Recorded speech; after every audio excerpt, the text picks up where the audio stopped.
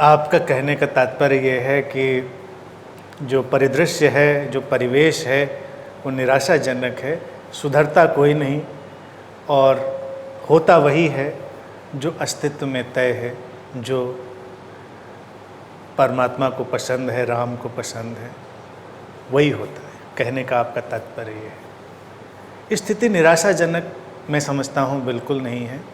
स्थिति वास्तविक, एक्चुअल है। स्थिति में हमको उस एक्चुअलिटी को देखना होगा और उसको थोड़ा व्यापक दृष्टिकोण के साथ समझना होगा। निश्चित ही होता वही है जो अस्तित्व की विराट शक्ति चाहती। जो सुधारने की कोशिश में लगा है, पहली तो बात उसको यही नहीं पता कि कोई विराट शक्ति सब कुछ संचालित कर रही है। ये एक इल्यूजन। अब इस पर कोई प्रतिवाद करता है तो उसको लगता है तो क्या फिर हम रोबोट हैं, हमारे पास कुछ भी नहीं करने के लिए? परमात्मा ने रचा और हमको भी बहुत कुछ करने का अवसर दिया। ये एक तर्क निकलता है, लेकिन ये तर्क अधूरा है। वो विराट शक्ति या वो चेतना, परम चेतना, परमात्मा, consciousness, that very source, whatever you wish to call it, वो हमसे करा भी रहा है, करना भी उसी से घट रहा है, होना भी उसी से घट रहा है। ये होने और करने की जो पूरी प्रक्रिया है, ये उस स्रोत से ही निकलकर फैल रही है।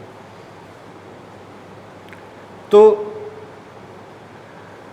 इसको जो देख लेता है वो बड़ा सहज हो जाता है और सुधारने और बिगाड़ने की बहुत चेष्टाओं में नहीं पड़ता।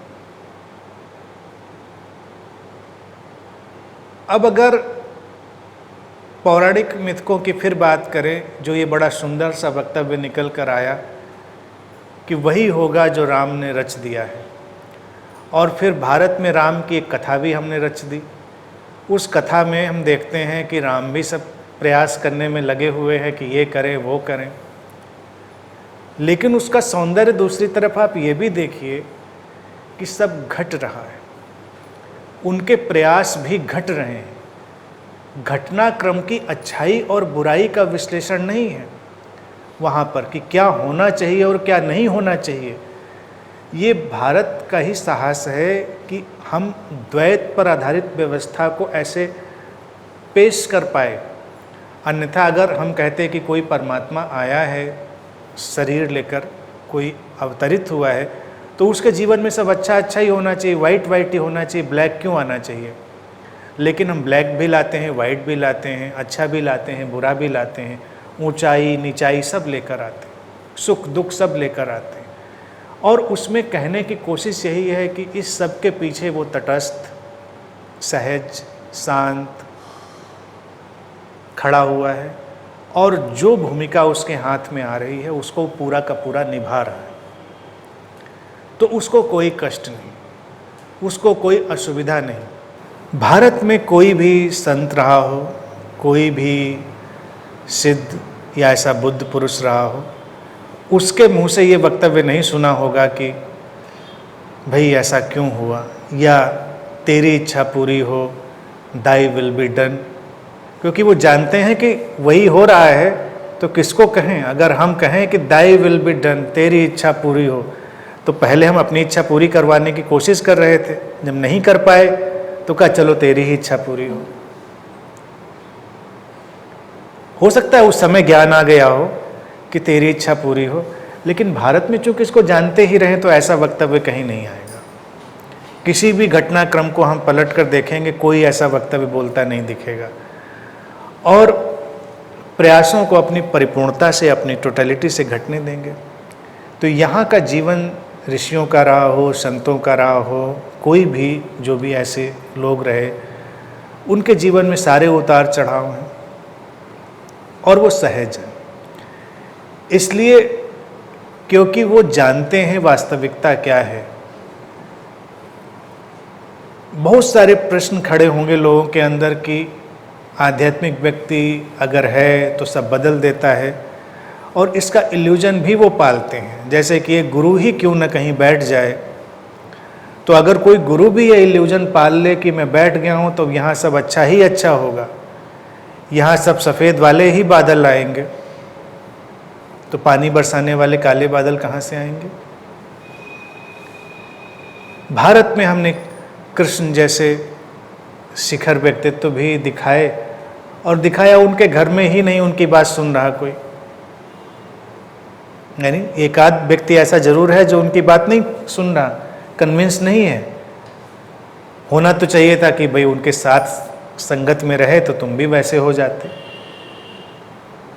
नेचुरल, ऑथेंटिक, प्रामाणिक बात है। भारत ने कभी इसमें संकोच नहीं किया प्रामाणिक बात कहने में कि सबकी अपनी यात्रा है, अपनी डेस्टिनी है। तुम किसी बुद्ध के साथ भी हो जाओ तो आवश्यक तो नहीं कि तुम भी बुद्ध हो जाओगे, और वो तुमको बनाने की सारी कोशिश करेगा, ऐसा भी तो नहीं। अगर बहुत कोशिश करे तो ये जरूर है नाटक कंपनी जरूर बन सकती है, प्रिटेंशन हो सकता है, पाखंड हो सकता है, तुम भी बुद्ध बन के बैठ सकते हो। घरों के सारे लोग ठीक से कपड़े वपड़े पहन के मेकअप वेकअप करके अभी अपने बेडरूम में सब कटा जुज करने के बाद बाहर मुस्कुराते हुए निकल के बुद्ध हो सकते हैं।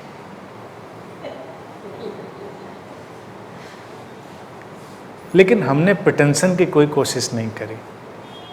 तो जिन आश्रमों में भी तुमको दिखता हो, संप्रदायों में, कि सब शांति फैली है, सब बुद्धि बुद्ध हैं यहाँ पर, तो ये निश्चित रूप से नेचुरल नहीं है,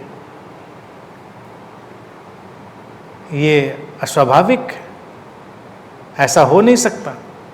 समूह है तो वहाँ द्वैत का, डुअलिटी का ढंग होगा, और गुरु इसकी कोई परवाह नहीं करता, इसका कोई वो अपने ऊपर कंधों पर बीड़ा नहीं लेता कि मेरे पास में हो तुमको बदलना ही चाहिए।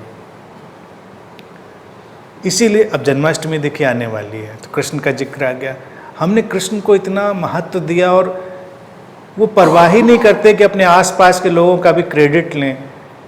वो ये क्रेडिट भी नहीं लेते कि मेरी वजह से तो सुधर गया, वो ये क्रेडिट भी नहीं लेते मेरे होने के बावजूद भी तो नहीं सुधरा। नहीं सुधरे तो नहीं सुधरे। कहने को तो बात यह है कि भाई उन्होंने बहुत चीज़ें अच्छी कर डाली, लेकिन ये भी तो एक दृष्टि है कि उनके रहते रहते इतना बड़ा युद्ध हो गया।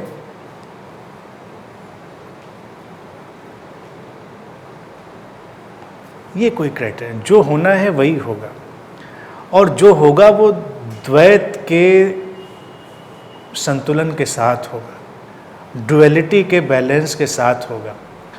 तो ये दृष्टि ही वन डायमेंशनल है कि एक दिन सब अच्छा अच्छा हो जाएगा तो बुरा बुरा कहाँ से आएगा। सुख दुख, अच्छाई बुराई सब रहेंगे, उसका पूरा स्वीकार। उसके बीच में कुछ लोग अपने स्रोत में लौटते रहेंगे, चेतना का यही ढंग है। तो जो अपने अपने सोर्स में लौटेंगे वो जागते रहेंगे, वो शांति में उतरते रहेंगे, ये खेल चलता रहेगा। बुद्ध ने भी बहुत दृढ़ता से इस बात को कह दिया था कि एक अच्छे व्यंजन में, भोजन में लकड़ी का चम्मच या किसी भी पदार्थ का चम्मच पड़ा रहे तो उसको भी उसका स्वाद आए जरूरी नहीं। चम्मच को कभी स्वाद नहीं आता। तो कोई बुद्ध की खोपड़ी पर भी बैठा रहे तब भी जरूरी नहीं उसको बुद्धत्व का स्वाद आ जाए।